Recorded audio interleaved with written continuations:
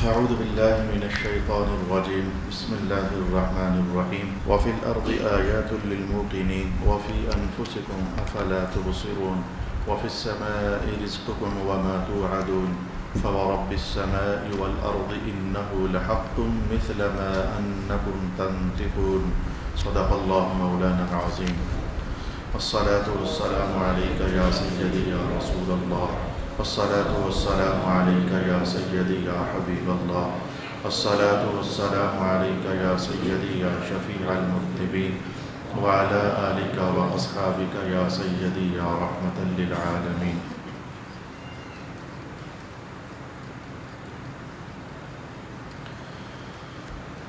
یقین رکھنے والوں کے لیے زمین میں بہت سی نشانیاں موجود ہیں اور خود تمہاری ذاتوں کے اندر بھی بہت ساری نشانیاں موجود ہیں، تو کیا تم دیکھتے نہیں ہو؟ اور آسمان میں تمہارا رزق ہے اور وہ کچھ بھی ہے جس کا تم سے وعدہ کیا گیا ہے، پس آسمان اور زمین کے رب کی قسم یہ قرآن ضرور برحق ہے جیسا کہ تمہارا کلام کرنا برحق ہے۔ صدق اللہ مولانا العظیم۔ اللہ رب العالمین کے فضل اور اس کی رحمت اور توفیق سے ہم ان آیات بینات کو سیکھنے کا اہتمام کر رہے ہیں۔ قرآن حکیم جس طرح کی آواز اٹھائے ہمیں باہر کے اس آواز کے ساتھ ساتھ چلنا ہوتا ہے، یہ ہماری ضرورت بھی ہے اور اللہ تعالیٰ کا حکم بھی ہے۔ قرآن نماز کی بات کرے تو ہمیں اسی عنوان کو بہت توجہ کے ساتھ جاننے کی کوشش کرنی چاہیے۔ حج زکوٰۃ عمرے کی بات کرے تو اسی عنوان کو دل سے قریب کر کے سمجھنے کا اہتمام کرنا چاہیے۔ میری نشانیوں میں غور و فکر کرو، جب یہ عنوان آئے تو غور و فکر کرنا ہوتا ہے، یہی اللہ تعالیٰ کا حکم ہوتا ہے۔ اللہ تعالیٰ کا حکم صرف عبادت کرنے ہی کے لیے نہیں ہوتا، جو چیز اللہ تعالیٰ فرما دے اس میں ویسے ہی اپنے آپ کو نبھانے کے لیے کھپا دینا، یہی اللہ کی بندگی کا عنوان ہوتا ہے۔ تو آئیے آج کل ہم یہ بات جان رہے ہیں کہ مولا کائنات نے فرمایا ہے کہ زمین میں عقل والوں کے لیے بڑی نشانیاں ہیں، جو توفیق ہو سکی ہم نے سمجھنے کا اہتمام کیا۔ تمہارے اپنے اندر بھی اللہ تعالیٰ کی بہت نشانیاں موجود ہیں، جو توفیق ہو سکی ہم نے اس کو سمجھنے کا بھی اہتمام کیا، لیکن ابھی اس میں کچھ حصہ چونکہ باقی تھا، میں محسوس کر رہا تھا کہ اگر میں اس کو چھوڑ کر آگے بڑھ جاتا ہوں تو شاید میرا عنوان کمپلیٹ نہیں ہو پائے گا۔ پچھلی بار میں نے آپ کو بتایا کہ ہمارے وجود میں اللہ کی قدرت کی نشانیوں کا حال کیا ہے، جو 25 30 40 باتیں میں نے آپ کی خدمت میں عرض کی۔ ابھی کچھ اور چیزیں ہیں جو کہ میرے پاس باقی ہیں، آج کی نشست میں ہم انہیں ہی لگتا ہے کہ بڑی مشکل سے دیکھ سکیں گے۔ البتہ اللہ تعالیٰ نے کرم فرما دیا، جلدی سے سمٹ گئیں تو ہم اگلی 2 آیات بینات کی طرف بھی توجہ کر سکیں گے۔ تو آج ہم دوبارہ پھر اس بات کو سیکھنے جا رہے ہیں، کہیں اپنے اندر غور و فکر کرو تو تمہیں سمجھ آئے کہ ہمارا کوئی رب موجود ہے۔ اس عنوان کو ہم سمجھنے جا رہے ہیں، اگر غور و فکر کرو اپنے اندر تو جو پچھلی بار غور و فکر کر لیا آج میں آپ کی خدمت میں یہ عرض کرنا چاہتا ہوں کہ ہاتھ سارے کے سارے ہماری دنیا نبھانے کے لیے ہیں، آنکھیں بھی ہماری دنیا نبھانے کے لیے ہیں، کان بھی ہماری دنیا نبھانے کے لیے ہیں، زبان بھی ہماری دنیا نبھانے کے لیے اللہ نے ہمیں عطا فرمائی ہے، قدم بھی اپنی دنیا نبھانے کے لیے اللہ نے عطا فرمائی ہے، لیکن یہی ہاتھ، یہی پاؤں، یہی آنکھیں، یہی کان، اللہ تعالیٰ نے ان کو ہماری روحانی زندگی کا سوتا اور سرچشمہ بھی بنایا ہوا ہے۔ ہمارے اندر اللہ تعالیٰ نے ہر خیر اور شر دونوں کی قوتیں رکھ دی ہیں۔ سمجھنا ہم نے خود ہے، سنبھلنا ہم نے خود ہے، استعمال ہم نے خود کرنا ہے۔ بالکل ایسے جیسے آپ لوگ خود کہتے ہیں موبائل کے اندر خیر اور شر دونوں ہیں، بندے کا اپنا استعمال ہے کیسے کر لیتا ہے۔ ہماری آنکھ میں خیر کی قوت بھی ہے اور شر کی قوت بھی ہے، قوت ایک ہی ہے، اب چاہیں تو اس کو خیر کی طرف لگا لیں اور چاہو تو شر کی طرف لگا لیں، آپ کو بات بہت جلدی سمجھ آ رہی ہے۔ زبان کے اندر خیر کی قوت بھی ہے اور شر کی قوت بھی ہے۔ ابھی تک میں نے آپ سے یہ کہا ہمارے وجود کے اندر یہ اعضاء جو میں نے چند ایک گنے، تو یہ اپنی دنیا کو نبھانے کے لیے اللہ نے ہمیں عطا فرمائے ہیں، اور یہ اللہ کی قدرت ہے۔ جن کی آنکھیں نہیں ہیں ذرا ان سے پوچھ کر دیکھ لو، جن کی زبان چپ ہے ذرا ان سے پوچھ کر دیکھ لو، کیا ان کی زندگی ہے؟ کچھ بھی ان کی زندگی نہیں ہے۔ لیکن آج میں ان اعضاء پر بحث کرنا چاہتا ہوں۔ قرآن حکیم نے ان اعضاء کا حوالہ باقاعدہ دیا ہے، تو ذرا میں بتانا چاہتا ہوں کہ جسمانی اور دنیا کے سورسز سے کہیں زیادہ اللہ تعالیٰ نے ہمارے ان اعضاء کو روحانی سورس بنایا ہوا ہے۔ ارشاد گرامی ہوا ان السمع والبصر والفؤاد کل اولئک کان عنہ مسئولا، کہ تمہاری آنکھ، اس کے متعلق ہم تم سے پوچھیں گے کیا کیا، اس کو کدھر لگایا، تمہارے کان ہم تم سے پوچھیں کہ تم نے ان کو کدھر لگایا. ان آنکھوں سے تلاوت قرآن پڑھ کر حسین چہرے دے کر، حسین چہروں سے مراد روحانی چہرے ہوتے ہیں جن کو دیکھ کر واقعی اللہ کی طرف بیدار ہوتی ہے، جس کی طرف رسول پاک علیہ الصلوۃ نے ان کلمات کے ساتھ اشارہ کیا تھا.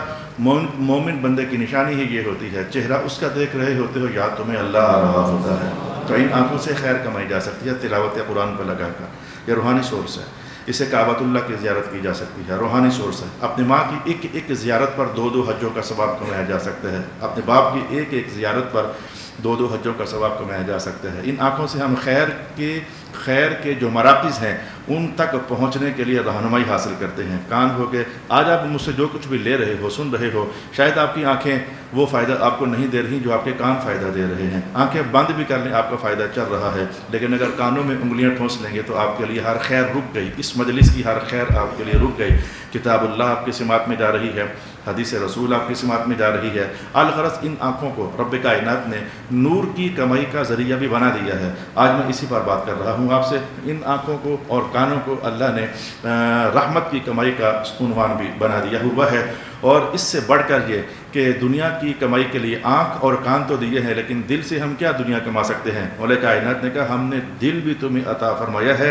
دل سے دنیا کما سکو یا نہ کما سکو، اللہ کی رحمت کو تو کما سکتے ہو نا اپنے دل سے. دل اللہ کی یاد کے لیے بنایا، دل میں خیر کے تصورات آئیں، ہمیں رب کائنات نے اس مقصد کے لیے عطا فرما دیا. عنوان تو ہمارا یہ ہے کہ غور و فکر کرو، دیکھو اللہ نے تمہیں کیسے کیسے سرچشمے عطا فرمائے ہیں، تمہیں کیسے کیسے اعضاء عطا فرمائے ہیں.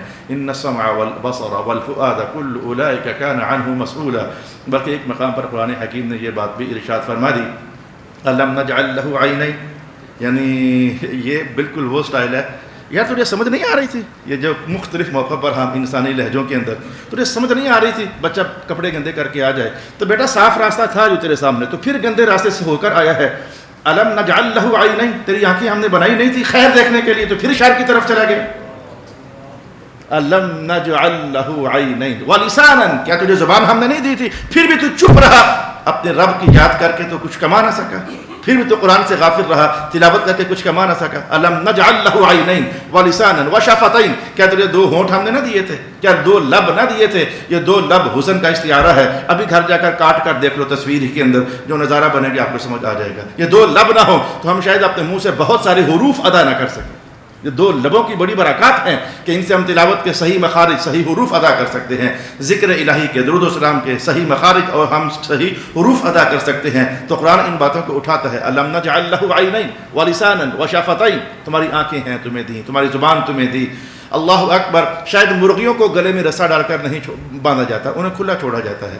بطخوں کے گلے میں شاید رسا باندھ کر انہیں گھر نہیں رکھا جاتا، لیکن آپ جانتے ہیں کتوں کو ایسے نہیں چھوڑا جاتا ہے کیونکہ وہ کاٹ کھاتے ہیں، نقصان دیتے ہیں. ان کو رسا ڈالنے کا آپ جانتے ہیں کہ رسول پاک علیہ السلام نے کئی موقع پر ارشاد فرمایا ہوا ہے، یہ کتے ایسے نہیں چھوڑے جا سکتے جو خاص کر کے رکھوالی والے ہوتے ہیں یا کاٹ کھانے والے ہوتے ہیں، نقصان دیتے ہیں. تو نقصان دینے والی چیزوں کو رکاوٹیں ڈال کر کے تو رکھا جاتا ہے. پاگلوں کو بند نہیں کر دیتے پاگل خانے میں، نقصان پیدا کرتے ہیں. بدماشوں کو جیلوں کے اندر بند نہیں کر دیتے، نقصان پیدا کرتے ہیں. تو نقصان دینے والی چیزوں کو پیک کر کے رکھا جاتا ہے، سنبھال کر رکھا جاتا ہے. اللہ اکبر اللہ اکبر اللہ اکبر اللہ اکبر. ہمارے وجود کے اندر 2 سورس ایسے ہیں جو اتنے خطرناک ہیں، اتنے خطرناک ہیں، اتنے خطرناک ہیں. ہاتھوں کا کھلا چھوڑا ہے رب کائنات نے، آنکھوں کا کھلا چھوڑا ہے، لیکن زبان کو کھلا نہیں چھوڑا ہے. غور و فکر کر لے، زبان کو آخر منہ کے اندر پیک کیا اور دانتوں کی باڑ میں اور دانتوں کی آڑ میں اندر سنبھال کر رکھا. حکیم لقمان سے بادشاہ نے کہا تھا کہ یہ بکری لو اور کاٹو، ذبح کرنے کے بعد سب سے عمدہ حصہ کاٹ کر لاؤ. حکیم لقمان نے زبان کاٹ کر پیش کر دی. اگلا دن ہوا تو پھر کہا، بادشاہ کو سمجھتے کہ لقمان بہت دانا آدمی ہے، کہا کہ اچھا ایک بکری اور لو، کاٹو، ذبح کرو، سب سے گندا حصہ نکال کر میرے سامنے لے آؤ. تو حکیم لقمان نے پھر زبان کاٹ کر سامنے رکھ دی. بادشاہ نے کہا سب سے اچھا بھی یہی، سب سے گندا بھی یہی. کہا سنبھل جائے تو اس جیسی شے کوئی نہیں ہے، بگڑ جائے تو اس جیسی تباہی کوئی نہیں ہے. آپ کو زبانوں کا پتہ ہے، ہماری زبانوں کا پتہ ہے. مولا کائنات نے آخر اسے پیک کر کے رکھا ہے تو کچھ تو سمجھو نا کیوں اسے پیک کیا ہے. اب روزانہ قتل نہیں کرتے ہوگے شاید، روزانہ چوری نہیں کرتے ہوگے شاید، روزانہ عورتیں نہیں دیکھتے ہوگے شاید، لیکن گھر بیٹھے بٹھائے بند کمرے کے اندر ہولے سے، گاڑیوں کے اندر ہولے سے اپنی اس زبان سے کئی عزتیں اچھال سکتے ہو. شاید آپ کسی کو پتہ بھی نہ چلے، کسی کی عزت کو تار تار کر سکتے ہو آپ. یہ بڑا خطرناک عضو ہے. 2 ہی تو وجود کے اندر حصے ہیں، آنکھیں دو نہیں بنائی رب کائنات نے, ہاتھ دو نہیں بنائے, لب دو نہیں بنائے, کان دو نہیں بنائے, گھٹنے دو نہیں بنائے, پاؤں دو نہیں بنائے, دو ہی حصے ہیں. محدثین نے کہا, یہ میری بات نہیں, محدثین نے کہا مولا کائنات کا ان کا ایک ہونا ہی خطرناک ہے, اور بھلا یہ دو ہوں گے تو انسانوں میں کیا ہوتا ہوگا. ایک زبان ہے اور ایک شرمگاہ ہے, یہ ایک ہی ٹھیک ہے, یہ دونوں اتنے خطرناک عنوانات ہیں. اس سے بھی مولا کائنات نے پیک کر کے رکھ دیا, اور اس سے بھی اللہ رب العالمین نے پیک کر کے رکھ دیا. انہیں سنبھال کے رکھنا ہی حفاظت کامیابی اسی کے اندر ہے. افلا تبصرون, غور و فکر نہیں کرتے ہو. یہ ایسا اہتمام کس نے کر دیا, ایسا اہتمام کس نے کر دیا. چونکہ مجھے محسوس ہونا شروع ہو گیا کہ وہ کچھ علامات جو اللہ کی قدرت کی نشانیاں ہیں, ہم نے جاننی ہے, دیکھنی ہے, سننی ہے, تو کہیں ایسا نہ ہو کہ میں انہی پر ہی رک کر کے تو اپنا وقت جو ہے وہ ادھر لگا لوں. رسول پاک علیہ الصلوۃ والسلام نے انہی عنوانات کو ہائی لائٹ کیا. کبھی یوں ارشاد فرمایا کہ اگر مجھ سے پوچھو کہ کامل مسلمان کون ہوتا ہے تو میں کہوں گا کہ جس کی زبان سے سلامتی ہوتی ہے. المسلم من سلم المسلمون من لسانه ويده, جس کے ہاتھ سے سلامتی بٹے, جس کی زبان سے سلامتی بٹے. سن کر صرف سار حیرانہ مقصد پورا نہیں کرتا ہے, فوراً اپنے اندر دیکھا کرو کہ مجھ میں یہ خوبی کمال اللہ نے جو رکھا تھا تو فائدہ حاصل ہو رہا ہے کہ نہیں. اگر تمہاری زبانوں سے کئی عزتیں روزانہ تار تار تار تار تار ہو رہی ہیں, غیبتیں چل رہی ہیں, چغلیاں چل رہی ہیں, بدزبانیاں چل رہی ہیں, گالیاں چل رہی ہیں, غلوط چل رہا ہے, تم کامیاب مسلمان نہیں ہو. رسول اللہ نے تمہیں فیل کر دیا ہے, تم کامل مسلمان نہیں ہو. تم اسلام کے پہلے ہی درجے میں ابھی رکے ہوئے ہو, کلمہ پڑھ لیا اور بس ابھی تم کمال کی طرف تمہارا سفر شروع نہیں ہوا ہے. اور اگر تمہاری زبان سے خیر بڑھتی ہے, رحمت بڑھتی ہے, پیار بڑھتا ہے, محبت بڑھتی ہے, اور جن مقاصد کے لیے زبان کو تخلیق فرمایا گیا ہے وہ مقاصد پورے ہو رہے ہیں, مبارک ہو جاؤ. رب کائنات نے تمہیں اسلام بھی عطا کر دیا اور اسلام کا کمال بھی عطا فرما دیا ہوا ہے. اور دوسرا ہاتھ رسول پاک صلی اللہ علیہ وسلم نے فرمایا, لیکن خاص کر کے ان دو حصوں پر تو حدیث یوں بولتی ہے, تم مجھے اپنی زبان اور شرمگاہ کی حفاظت کی ضمانت دے دو, میں محمد تمہیں جنت کی ضمانت عطا فرما دیتا ہوں. یعنی ان دو, حالانکہ ہاتھ بھی تھے, حالانکہ پیر بھی تھے, حالانکہ دل بھی تھا, سب کچھ تھا, کہا نہیں تم بس ان دو حصوں کی ضمانت کی مجھے ضمانت دے دو,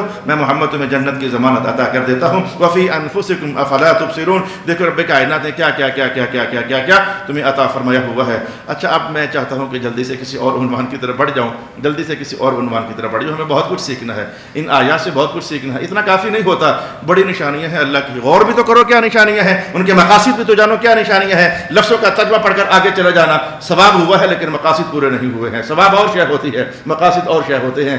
جیسے میں آپ کو کئی بار مختلف زمانوں میں بتا چکا ہوں, یہ ورد وظیفے کرتے ہو نا, تو ثواب تو ہر ورد وظیفے پر ہوتا ہے, اللہ کا نام ہے, لیکن مقاصد نہیں پورے ہوتے. مقاصد پورا ہونے کے لیے, میں نے آپ سے کئی بار کہا, مقاصد پورا ہونے کے لیے بے نماز بندہ ورد وظیفہ کرے, ثواب ہوتا ہے لیکن مقصد پورا نہیں ہوتا, کیونکہ مقاصد وظیفہ, حضور فرماتے ہیں کہ نماز پڑھ کر پھر یہ وظیفے کرو گے پھر اللہ مقصد بھی عطا فرما دیتا ہے. تو یہ میں نے کئی بار آپ کی خدمت میں عرض کر دیا, الصلاۃ والسلام علیک یا سیدی یا رسول اللہ. میں تو حیران ہوتا ہوں ان لوگوں پر, یقین جانیں ان لوگوں پر حیران ہوتا ہوں جو نمازیں نہیں پڑھتے لیکن وظیفے پوچھتے ہیں, موٹی موٹی تسبیح بھی اٹھائے رہتے ہیں, سارا دن ورد وظیفہ بھی کرتے ہیں, لیکن مقاصد اللہ چاہے کبھی مہربانی کر دے, شفقت کر دے. اللہ شفقت کرنے پر آئے تو شیطان کی بات بھی مان لیتا ہے, اللہ شفقت کرنے پر آئے, لیکن نظم و ضبط یہ نہیں ہے. تمہاری تسبیحاں کیا دیں گی ثواب کے سوا, آخر تم نے اللہ کا نام لیا, اس کا انکار ہم نہیں کر سکتے ہیں, لیکن تمہاری موٹے دانوں والی تسبیحیں کچھ نہیں دیں گی اگر تمہارے وجود کے اندر سجدے کا نور نہیں ہے. حضور اعلان کریں, تم کہاں سے خیرات تلاش کرتے ہو؟ حضور اعلان کریں, لا خیر فی دین لا رکوع فیہ, جس دین میں جھکنا نہیں ہے اس دین کے اندر خیر کہاں سے آ سکتی ہے؟ حضور تو یہ اعلان کریں. اور آپ ان ورد وظیفوں کے ذریعے کہاں جانا چاہتے ہیں؟ جب تک جھکنے کی اور جب تک اللہ کے سامنے پیشانی رکھنے کی سعادت نہیں ہے, مقاصد زندگی, مقاصد قبر, مقاصد حشر اور مقاصد آخرت کبھی حاصل نہیں ہو سکتے ہیں. وفی انفسکم افلا تبصرون, غور و فکر کرو, ہم نے تمہارے اندر بہت کچھ رکھا ہوا ہے. آج میں اصل میں ٹارگٹ کر کے لایا تھا کہ مجھے ایک دوسری آیت میں نے آپ کے سامنے چھیڑ دی, کسی طریقے سے ہم اس کے مضامین کو سمجھنے کی کوشش کریں. مولا کائنات نے ارشاد فرما دیا, سنریہم آیاتنا فی الآفاق وفی انفسہم. غور و فکر کرو تو یہ بات ہے کون سی, ایک بڑا جہان ہے, ایک چھوٹا جہان ہے. بڑا جہان یہ کائنات ہے, وہ تو تم نے کئی بار کہاں سے دیکھا, بڑا جہان. لیکن اگر اس کائنات کو سمیٹ کر کے چھوٹا جہان دیکھنا چاہو تو یہ بڑا جہان ہم نے تمہارے وجود کے اندر رکھا ہوا ہے, یہ عالم کبیر ہے اور تمہارا وجود عالم صغیر ہے. اللہ اکبر, منیمائز کر دیا ہم نے تمہارے لیے اس کو. اب تم نے دیکھنا ہے کہ بڑے جہان میں کیا ہے اور چھوٹے جہان میں کیا ہے. میں 1 2 3 4 5 6 7 8 9 10 مختلف جہتوں سے کلام آپ کی خدمت میں عرض کرنا چاہوں گا. اب یہ تو بطور سیمپل ہے, بطور سیمپل ہے، اور سیمپل سے آپ کو سمجھ آ رہے تھے باقی معاملہ کیا ہے، سیمپل سے آپ کو سمجھ آ جانی چاہیے۔ میں سب سے پہلی بات آپ کی خدمت میں یہ عرض کرنے جا رہا ہوں، اس بڑے جہان میں رب کائنات نے روشنیوں کا ایک اہتمام کر دیا۔ اس میں اللہ کریم نے سورج کو بنا دیا اور چاند کو بنا دیا۔ سورج اور چاند کی روشنیاں نہ رہیں تو یہ لائٹ شائٹ تو اب ہے، جس طور کا قرآن اتر رہا ہے اس وقت تو یہ سارا کچھ نہیں ہے، تو لائٹ شائٹ تو اب ہے۔ تو بڑے جہان میں رب کائنات نے دیکھنے کے لیے، چیزوں کا حسن جانچنے کے لیے، معاملات کو پرکھنے کے لیے، ہاں جی اگر آنکھ نہ ہو تو گندم کیسے چیک کرو گے؟ مثلاً آنکھ نہیں ہے تو پھل کچا ہے کہ پکا کیسے چیک کرو گے؟ تو جیسے روشنی کا بڑا اہتمام ہے تاکہ دیکھ سکو، تمہارے زندگی کے بہت سارے مقاصد دیکھنے کے ساتھ تعلق رکھتے ہیں، تو ایسے ہی رب کائنات نے تمہارے وجود کے اندر بھی تو یہ دیکھو نا، یہ چاند اور سورج رکھ دیے ہیں نا، اگر ادھر کی روشنی ہو ادھر کی نہ ہو تو بھی کچھ نہیں دیکھ سکتے، ادھر کی روشنی ہو اور ادھر کی نہ ہو تب بھی تو تم دیکھ نہیں سکتے۔ ایک عالم کبیر ہے اور ایک عالم صغیر ہے، کوئی ایک روشنی بند کر کے تو تم جہان سے فائدے نہیں اٹھا سکتے ہو۔ وفی انفسکم افلا تبصرون، تمہارے اندر ہم نے بہت کچھ رکھا ہے، تمہیں غور و فکر کرنا چاہیے۔ لا الہ الا اللہ محمد الرسول اللہ۔ بلکہ اگر میں کہہ دوں نا کہیں، دماغ میں اللہ کی طرف سے خیال وارد ہوا ہے، اگر میں کہہ دوں نا کہیں کہ کئی چیزیں ایسی ہیں جو اس عالم صغیر میں رب کائنات نے رکھ دی ہے لیکن عالم کبیر میں ہوا بھی نہیں ہے، مجھے بتاؤ اس کائنات میں دھڑکنے والا دل ہے کوئی جو اللہ کو خاموش یاد کر سکے؟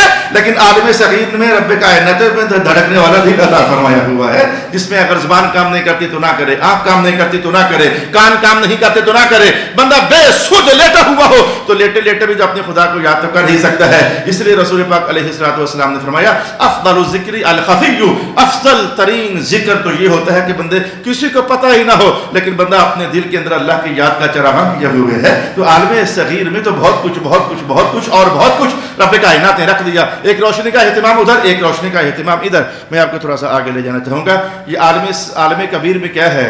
یہ سارا کچھ مٹی ہی کا جہان تو ہے۔ اصل تخلیق ان زمین کی وہ تو مٹی ہے، مٹی کے اندر پھر اللہ تعالیٰ نے کسی مٹی کو مزید سخت کر دیا تو وہی چٹانیں بن جاتی ہیں، وہی پتھر بن جاتے ہیں، یہ سارے اسی مٹی کی پیداوار ہیں، بنیاد اس کی خاک ہے۔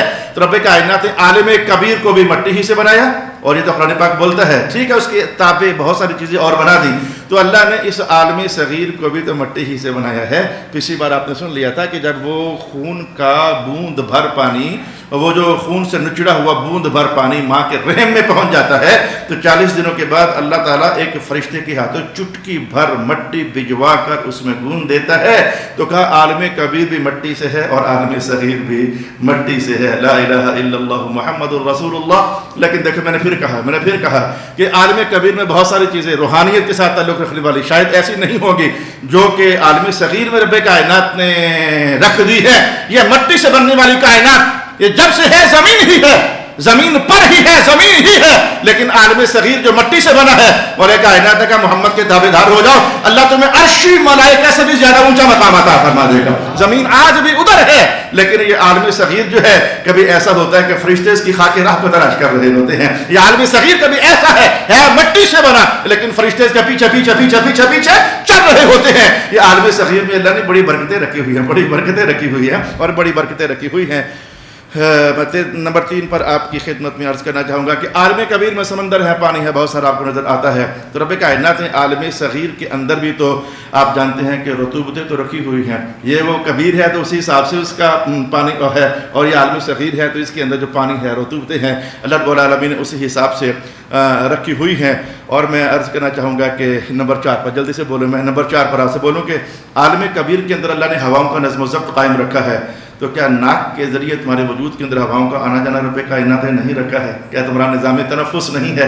کیا تم سانس لیتے دیتے نہیں ہو؟ وجود کے اندر صرف یہی نہیں کہ پھیپھڑوں کے اندر رسول اللہ جو دیکھتے ہیں وہ حضور ہی دیکھتے ہیں۔ حضور رحمۃ اللہ نے پھیپھڑوں سے آگے بڑھ کر جہاں تک فرما دیا اور میدے کو بھی 3 حصوں میں تقسیم کیا کرو، جب کھانا کھاتے ہو تو حضور کیا کریں؟ میں ایک حصہ کھانے کے لیے، ایک پانی کے لیے، تیسرا ہوا کے آنے جانے کے لیے رکھا کرو۔ میدے کے اندر تک رب کائنات نے ہواؤں کا نظام تخلیق فرما دیا۔ یہ عالم کبیر ہے اور ہمارا عالم صغیر ہے۔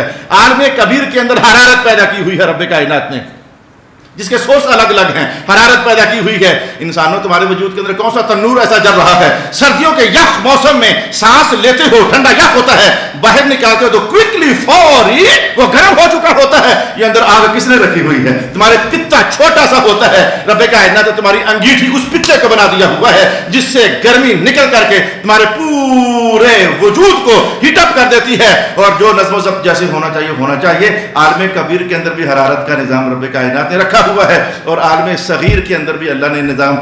میں کہتا ہوں یہ انسٹنٹ گیزر بھی کیا شیف ہوتے ہوں گے جی، پانی فوراً نکل رہا ہے تو گرم ہو رہا ہے. میں کہتا ہوں یار سردیوں کے یخ بستہ موسم میں ہوا جائے تو ٹھنڈی نکلے تو میں کہتا ہوں فوراً گرم ہو چکی ہوتی ہے. اور پھر ایسا تسلسل کے ساتھ تم ایسا کرو تو شام تک ایسا ہوتا رہے گا، کبھی بھی ایسا نہیں ہوگا.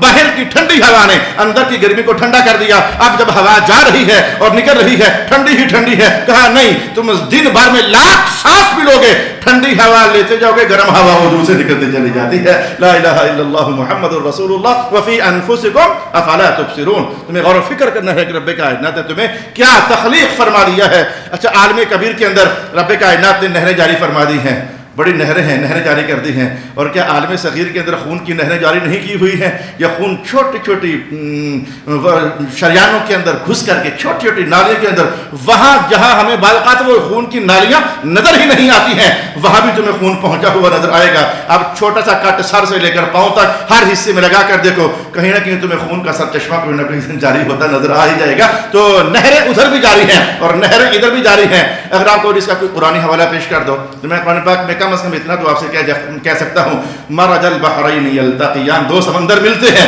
یہ دو سمندر ملتے ہیں کہ جو تعبیر ایک کہی گئی سو کہی گئی، لیکن کیا اس سے مانا ایک یہ تفسیری مراد نہیں لیا گیا؟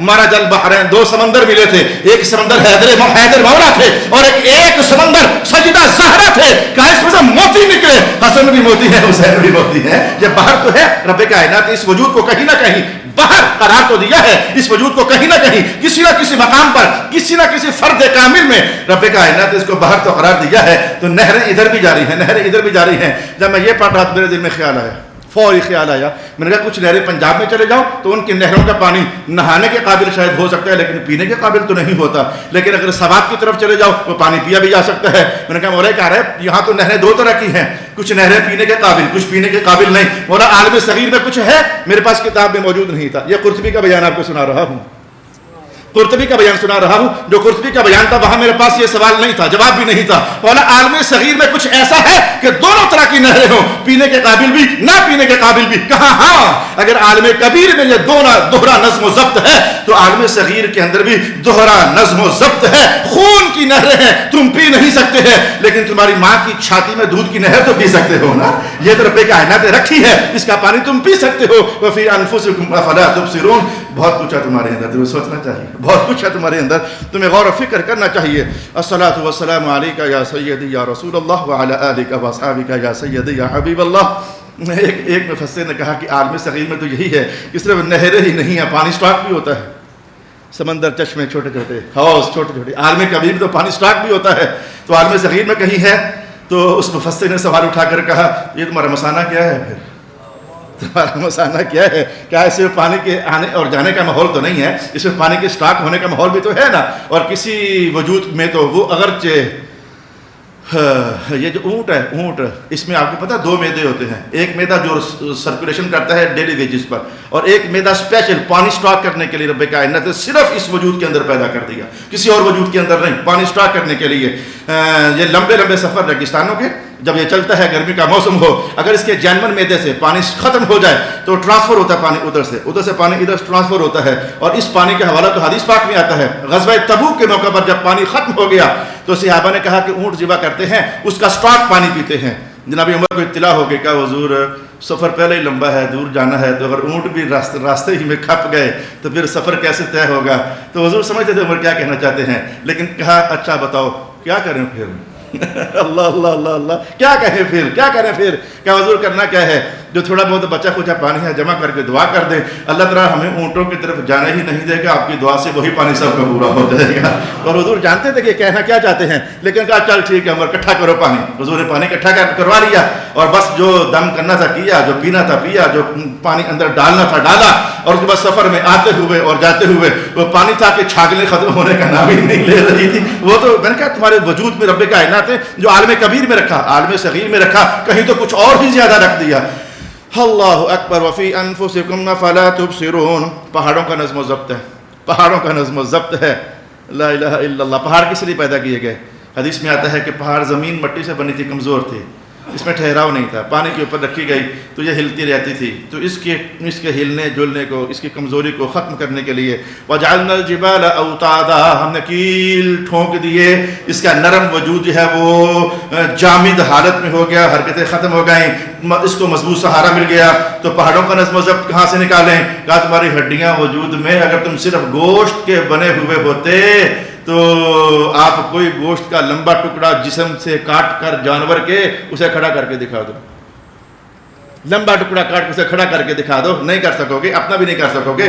5 انچ کی بوٹی، ایک انچ بائی 5 انچ کی بوٹی تو سیدھی کھڑی نہیں کر سکتے ہو آپ نے کوئی سورس نہیں ہے ایسا۔